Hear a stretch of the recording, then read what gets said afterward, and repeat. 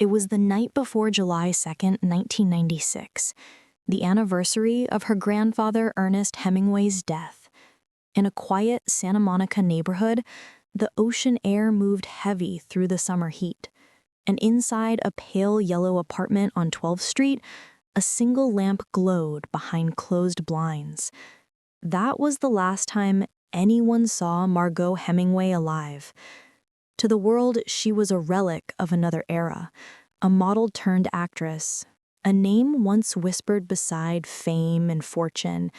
But to those who had known her, that silence was unsettling. She had been planning new projects, talking about a memoir, even speaking of visiting family.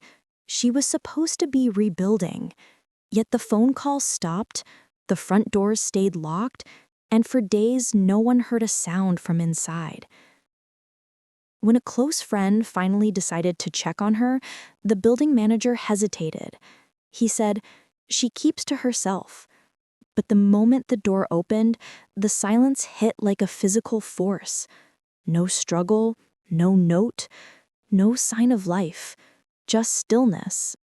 The kind that doesn't come from peace, but from absence. The autopsy would later call it probable suicide. But even then, the timeline didn't make sense. Her body had been there for days, the television still on, a half-finished glass of water beside the bed, and a journal closed neatly on the nightstand. No farewell, no explanation, just a locked door and a mystery that began where her life ended. For the media, it was an easy headline, another Hemingway tragedy. But friends described something different. A woman who had been calm, optimistic, even radiant in the weeks before her death. One said she was finally at peace, but not like that. What happened inside that apartment in her final hours remains uncertain. Some say the past caught up with her, the trauma she had spent a lifetime trying to outrun. Others whisper that she had uncovered truths her family didn't want told, and that silence was the price of remembering. What's clear is this: her last night wasn't what the world believes, and behind that locked door was a story far darker than any headline dared to print. Before that locked apartment in Santa Monica became her tomb of silence, Margaux Hemingway had lived a life that shimmered, but only from a distance. She was the granddaughter of America's literary god, Ernest Hemingway, born into a family where brilliance and destruction were inherited like blood type. To the public, she was effortless beauty, but to those close enough to see the cracks, Margaux was a woman at war with her own reflection.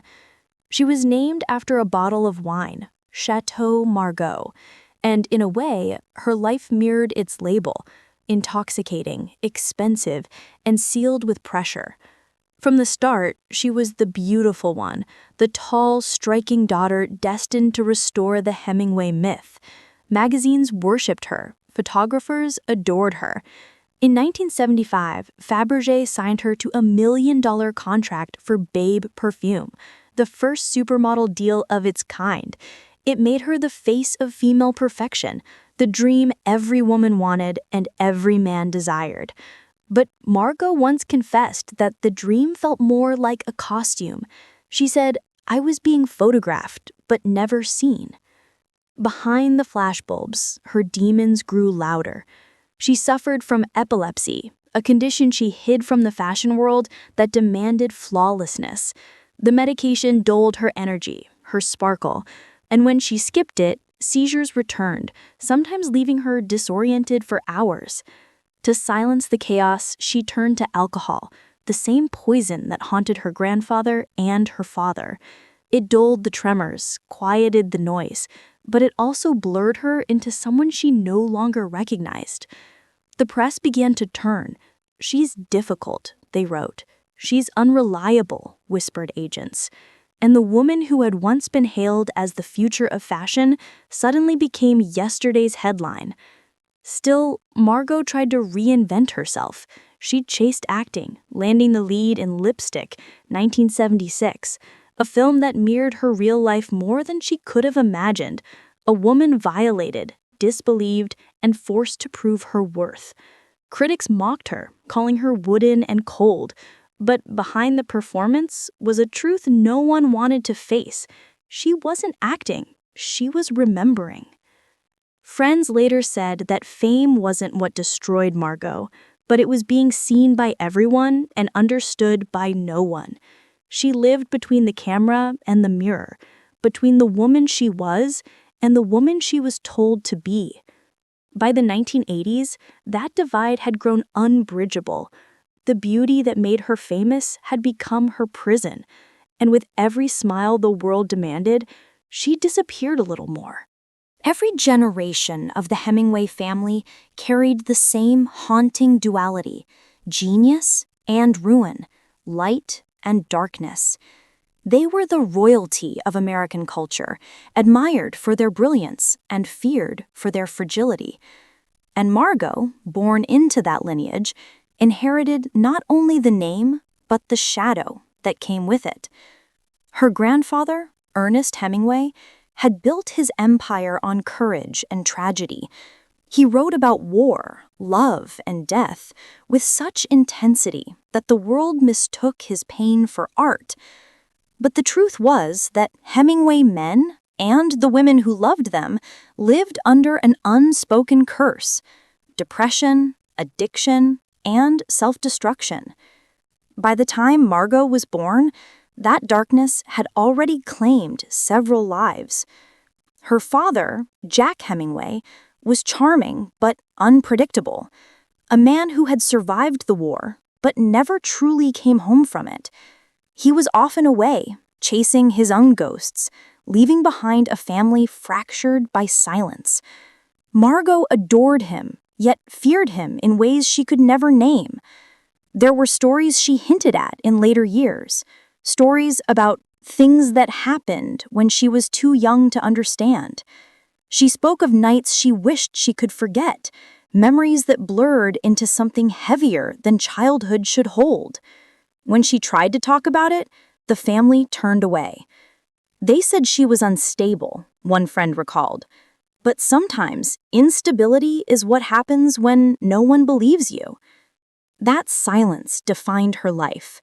It was the kind of silence that seeps into the bloodstream, passed down like DNA, shaping the way one loves, trusts, and survives. Ernest had ended his life with a gunshot. Margaux's uncle, Lester, followed in the same way. So did her sister Muffet's struggle with mental illness, hidden from public view. The pattern was too sharp to ignore, but too painful to confront. In interviews, Margaux often smiled when asked about her family, a tight, practiced smile that said everything she wouldn't. I think we all just feel things too deeply. It's both our gift and our curse, she once said. By her 30s, Margaux had begun to believe the curse was real. She spoke about it like an invisible inheritance, one she could never renounce, no matter how far she ran. She meditated, she prayed, she searched for peace in spiritual retreats, but the Hemingway shadow always found her. And when she finally began writing her memoir, those who read the early pages said it was raw, fearless, and devastatingly honest. It was, according to one insider, the book that would have changed everything. But that book was never finished, and after her death, the manuscript vanished, as if the Hemingway curse had claimed not just her life, but her voice. By the mid-1980s, Margaux Hemingway's once glittering world had begun to collapse quietly, not with scandal, but with silence. The woman who had been everywhere suddenly wasn't anywhere. Her name, once written in gold letters on magazine covers, started to vanish from editorials and invitations. Hollywood, that unforgiving mirror, had found a new obsession, and Margaux was no longer it. It wasn't one single fall, it was a slow unraveling. She had burned too bright for too long, and when the light dimmed, no one came to find her in the dark. Her phone stopped ringing, photographers stopped calling. Even her friends from the golden days at Studio 54 drifted away, too busy surviving their own spirals. Margaux tried to reinvent herself. Yoga, meditation, organic farming, sobriety retreats. She spoke softly about balance, inner peace, and rebuilding. But even as she tried to rise, the industry remembered her only for her chaos. Hollywood never forgives imperfection, especially from a woman who once embodied flawlessness.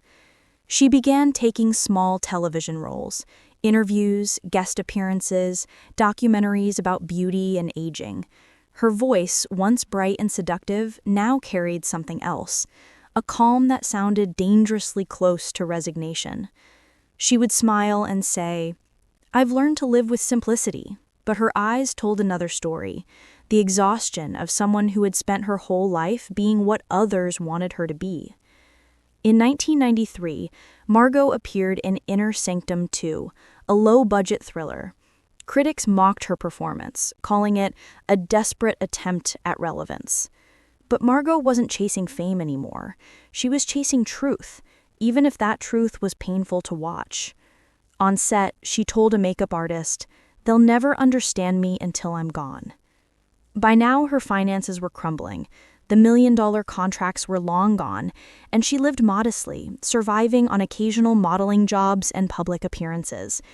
But the real collapse wasn't financial, it was emotional. Her family, uncomfortable with her outspoken interviews and veiled references to things better left unsaid, distanced themselves. Her sister Mariel's career was flourishing. She became Hollywood's darling of the early 90s.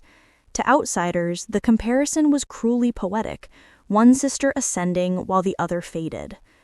And yet, Margaux seemed strangely at peace in her final months. She spent her mornings walking by the ocean, her afternoons writing, and her evenings in quiet solitude. Friends later said she was reflective, even serene. But serenity for Margaux Hemingway was never simple. She once said in a rare interview, "Peace doesn't come when the noise stops. It comes when you stop pretending you don't hear it." Those words would echo hauntingly after her death, because in the end, Margaux didn't stop hearing the noise, she simply closed the door on it. The last days of Margaux Hemingway's life unfolded quietly inside a small apartment on 12th Street, Santa Monica, a sun-faded, one-story building just blocks from the ocean. It was the kind of place people went to disappear, a little too quiet, a little too ordinary for someone who had once lived under flashing lights and velvet ropes. Neighbors said they often saw her sitting by the window, notebook in hand, her cat resting on the sill. Sometimes she would wave. Other times she just watched, as if waiting for something that never arrived. Her rent was modest, her life stripped to essentials, a few framed photos, yoga mats, and piles of handwritten pages. The woman who once modeled couture for Vogue now lived surrounded by drafts of a story she might never finish. In early summer of 1996, Margaux told a friend she was feeling lighter than ever. She'd stopped drinking, was attending meditation retreats, and planned to visit Idaho, the family's homeland. She spoke of forgiveness, closure, and peace. Her voice sounded steady. Too steady, perhaps. Then, she vanished. Calls went unanswered. Mail piled up. The light in her apartment, the one she always left on at night, stayed off. On July 1st, a friend and the building manager entered the apartment. The air was still. The faint hum of the television lingered, static frozen on the screen. Margaux was found lying on her bed, fully clothed, her journal closed neatly on the nightstand. A bottle of phenobarbital, her epilepsy medication, sat uncapped beside a half glass of water. No note, no sign of struggle, just stillness. The coroner listed it as suicide by overdose, but even the details refused to align. The dose she took was unusually high, yet not instantly fatal. Some argued it could have been an accident, a miscalculation of timing and tolerance. Others whispered about something more deliberate, not in violence, but in surrender. And then came the eerie coincidence that would seal her fate in the public's mind. She died exactly 35 years after Ernest Hemingway, almost to the day. 2 Hemingways, 2 deaths, 2 silences, a pattern that felt too perfect to be random. Friends refused to believe it was suicide. She was planning a trip, one said. She had plans for her book. Another recalled her saying, "If I ever go, it won't be that way." But the truth stayed locked inside that room, the house of silence, as one reporter later called it. The police closed the file quickly. The media wrote their headlines and moved on. And the apartment, with its single lamp and quiet walls, was rented to someone else within weeks. Only the questions remained. What did she write in those final pages? And what truth was she ready or forbidden to reveal? After Margaux's death, the story should have been simple, another tragedy in a long line of Hemingway tragedies. But it wasn't, because when the coroner's report was filed and the headlines faded, fragments began to surface, whispers, contradictions, and truths that didn't fit the official story. Her family refused to discuss it publicly. Margaux Hemingway, her younger sister, would later say only that Margaux had been in pain for a long time. But friends who had spoken to her days before her death told a different version. They said she was lucid, sober, even hopeful. She had just booked an appointment with her literary agent, and her diary, recovered from her apartment, contained lists of future chapters, not farewells. And yet, some entries hinted at pressure. "They don't want me to write this," she scrawled in one. Another line read, "Truth has a price. I just didn't know how high." Those words, found weeks later, changed everything. The book she was writing, a memoir that delved into the darker corners of the Hemingway dynasty, was said to reveal secrets too personal, too uncomfortable. It wasn't just about fame and addiction. It touched on generational trauma, hidden abuse, and family denial. But after her death, the manuscript vanished. The drafts from her typewriter were gone, the computer disks missing. Even her notes, those fragments of confession she had kept for years, had disappeared before investigators returned to collect evidence. Officially, there was no foul play. Unofficially, there were too many hands in too many places. Her estate was sealed, her apartment emptied, and her story rewritten before the world could hear it. Margaux later produced a documentary, Running from Crazy, exploring the family's legacy of mental illness. But many noticed Margaux's story had been softened, reshaped into something more palatable. To some, it felt like closure. To others, like censorship. Years later, a former photographer who'd worked with Margaux recalled a chilling conversation. He said, "She told me she felt watched, that people were worried about what she was going to reveal. I thought it was paranoia. Now, I'm not so sure." Was Margaux Hemingway's death the final act of despair, or the silencing of a woman about to expose too much? No one knows for certain, but the timing, the missing pages, and the family's measured quiet have kept her story open, suspended in uncertainty.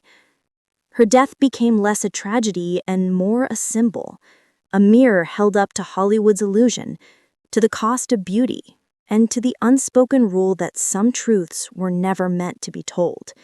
And maybe that was exactly why she tried to tell them. In the years that followed her death, Margaux Hemingway became something else entirely. Not just a woman who died too young, but a haunting symbol of everything Hollywood and her family refused to face. Time turned her story into myth. For some, she was the doomed beauty who lived fast and fell hard. For others, she was the silenced daughter of a dynasty that couldn't bear to hear her truth. But beneath the gossip and tragedy, Margaux's name carried a strange kind of immortality, fragile, luminous, and defiant. Her sister Mariel would later say that Margaux's death forced the family to confront what we had been running from. Yet even that confrontation came wrapped in restraint. In interviews, Mariel spoke with compassion, but also caution, as if she were walking the same tightrope her sister once did, between truth and protection, between exposure and survival. Meanwhile, Margaux's friends, the ones who knew her before the decline, kept her memory alive in smaller, quieter ways. They remembered her laugh, loud and contagious, echoing through hotel hallways in Paris. They remembered her kindness, how she once gave her entire modeling feed to a struggling stylist because she knew what being unseen felt like. And they remembered how, in her final years, she would talk endlessly about wanting to tell the truth, not for revenge, but for release. Her story has been retold in countless articles, documentaries, and retrospectives. Each time, the narrative shifts slightly depending on who's speaking. But one thing never changes: the sense that Margaux Hemingway was trying to break a cycle that had claimed generations before her. And in doing so, she may have paid the ultimate price. The apartment where she died was repainted and leased again within weeks, the same walls now holding other lives, other silences. But for those who believe in energy, in echoes that linger, that space remains heavy, a quiet monument to beauty, pain, and the cost of unspoken truth. Even now, nearly 3 decades later, Margaux's story refuses to fade. She has become the ghost of an era, the embodiment of everything glittering and tragic about fame. Her photographs still circulate online, her eyes fierce yet distant, as if she already knew how her story would end. Perhaps that's why her legacy still feels unfinished, because Margaux Hemingway wasn't just another casualty of excess. She was a woman who saw too much, felt too deeply, and carried too many secrets for one lifetime. And though the world may never know exactly what happened that final night, one truth endures. The silence that followed her death wasn't the end of her story. It was the beginning of the world finally listening.